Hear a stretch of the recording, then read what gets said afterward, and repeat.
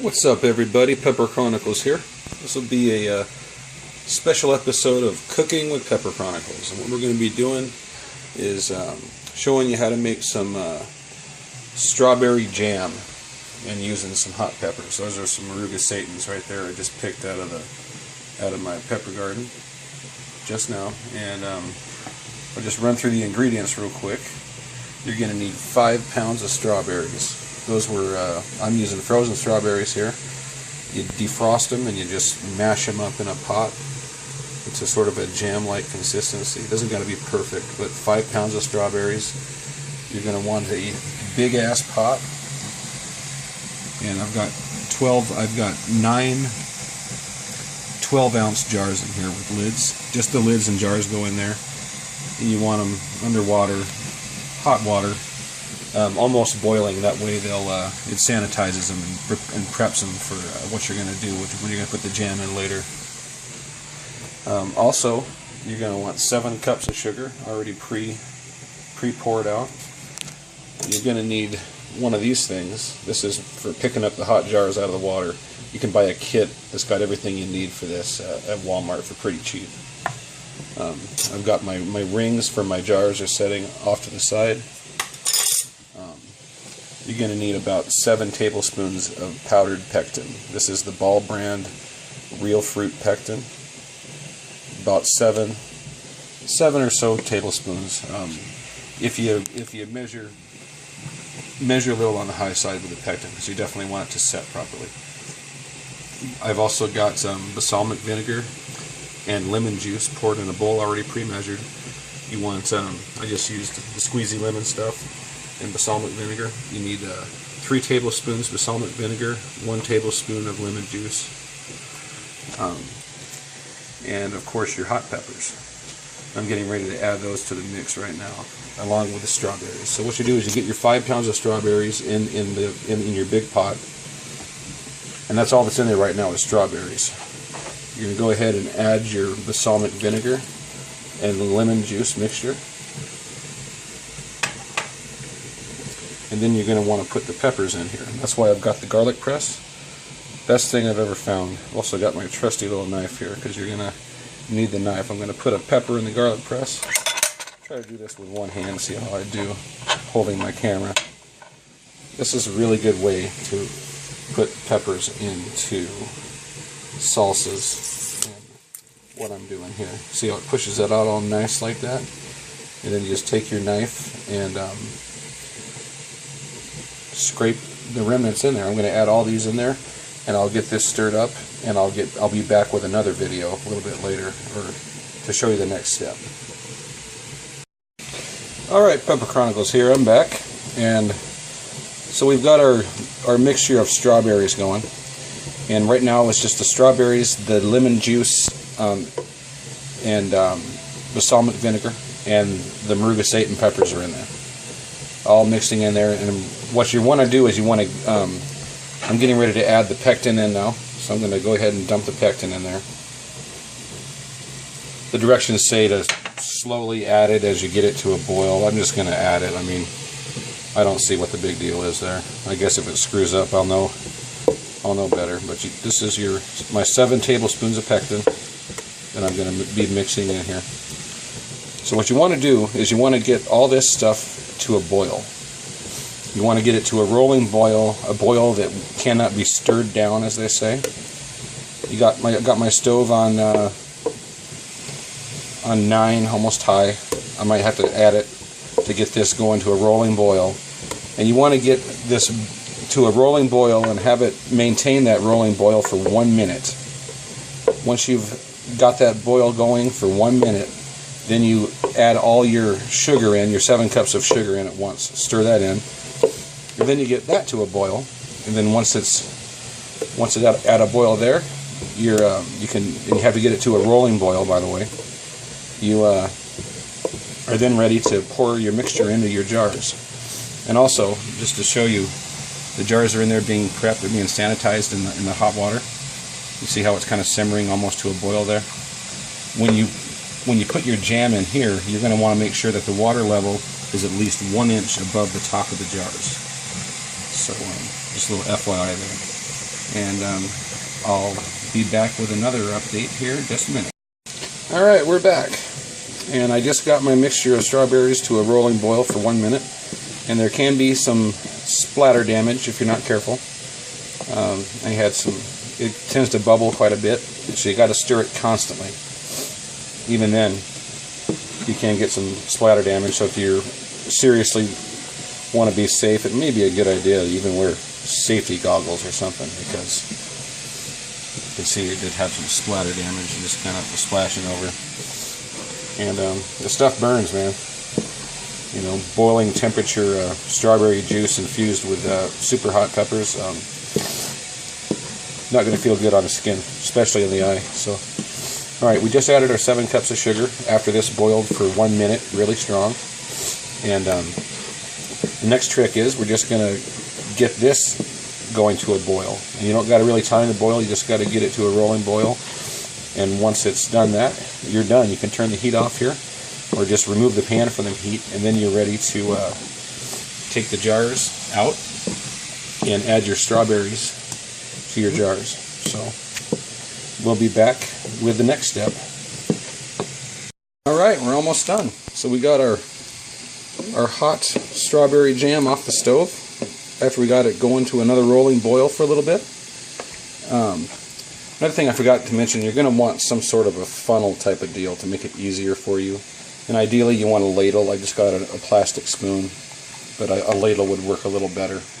You're going to want that, and then you're also, forgot to mention, you're going to want this. And all these little purple pieces, purple and white pieces, come in a kit you buy at Walmart, along with this thing for picking the jars up. What this is this is just a magnet, and it makes it so you can get into this hot water here and get your lid without burning yourself. Pretty handy. So we're going to take our lid and set it over here. Set that off to the side. You're also going to want a damp rag too, so you can wipe the jars after you add your mix. So you just take your strawberry jam, and you're going to want to fill the jar into within 1/4 inch of the top. You have to give it at least 1/4 inch for, I guess, proper canning methods and what have you, I guess. So we're just going to fill this jar up here. And this stuff is really, really hot. And we're doing this, we're going to can this stuff so that we can, this stuff, if you do it right and you get a proper seal on the jar, it will keep unrefrigerated in your pantry and still be good for up to 18 months, which is a good thing. So anyways, I think that jar is about full. I'm going to add a little bit more to that. We'll just add a tiny bit more. Now I know that sometimes you can get a bunch of foam built up on the top of your jam. I didn't get any foam built up here. I don't know what the factors are that cause that. It could be the humidity where you live or your altitude. But I didn't get a whole bunch of foam, so I wouldn't worry about it. If you do get a ton of foam, you're supposed to try to spoon the foam out. And but you're never going to get all the foam anyway. But that's only if you get 2 inches of foam on top of your jam or something like that. But that jar is ready to go. We'll set this over here, and we'll show you how to put the lid on here, if I can do it in one hand while holding my camera. Wow. So you set your lid on, grab one of your rings, twist that on there, and I'm going to set the camera down for 1 second while I get this a little tighter. That's really hot. I burned myself again. So that's all you do. You just do that, and you do all of them, and then you're going to take and put these back in this boiling water with the water covering it 1 inch above the top of your jars. And then, depending on your altitude of where you live, you're going to want to boil it for get it to a rolling boil for 10 minutes, and that's if you live at 0 to 1,000 feet above sea level. For every 1,000 feet and above, for every 1,000 feet above sea level you live, you have to add 1 minute of boiling time. So I live at about 2,500 feet, so I'm going to boil these jars at a rolling boil for 13 minutes. If you live on the ocean, you can boil them for 10. If you live at at 1500 feet, you're going to boil it for 11 minutes. That's how that works, and I'll show you what the finished product looks like. Okay, so I got all my jars filled up. That mix filled up 1, 2, 3, 4, 5, 6, 7, 8, 9 12-ounce jars, and about 3/4 of another one, almost 10 12-ounce jars. I'm not going to process this one. I'm just going to keep this one. It'll be gone before it goes bad. So now what we're going to do is we're just going to take our jars that we filled with our jam mixture and add them to our hot bather here. And remember, it's very important that you pay attention to your altitude. I guess it's important to pay attention to your attitude too. Don't be a dick, people. Alright, but you want to pay attention to your altitude and read how long you have to boil these for.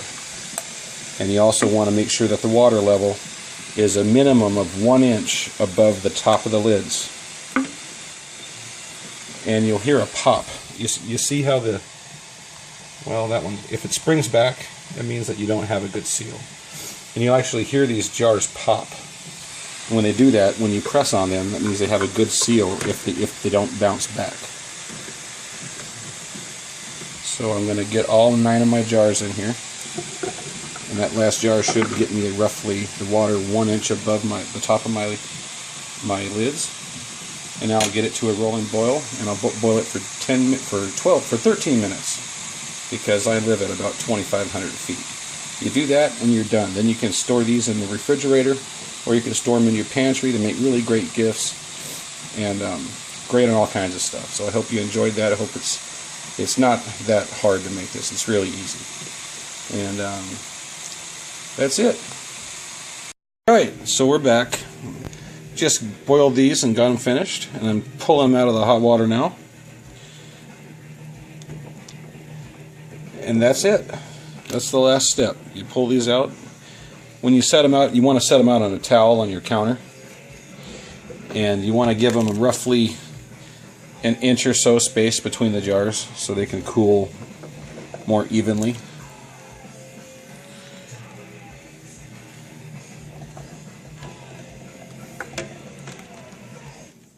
Then all you got to do is mark them. I would suggest you put a label on them and date them, so that you know. Pretty important to date things that are processed and or canned, because you certainly don't want to get yourself or anyone else sick, you know what I mean? So I think, did you guys hear that pop? I just heard a pop.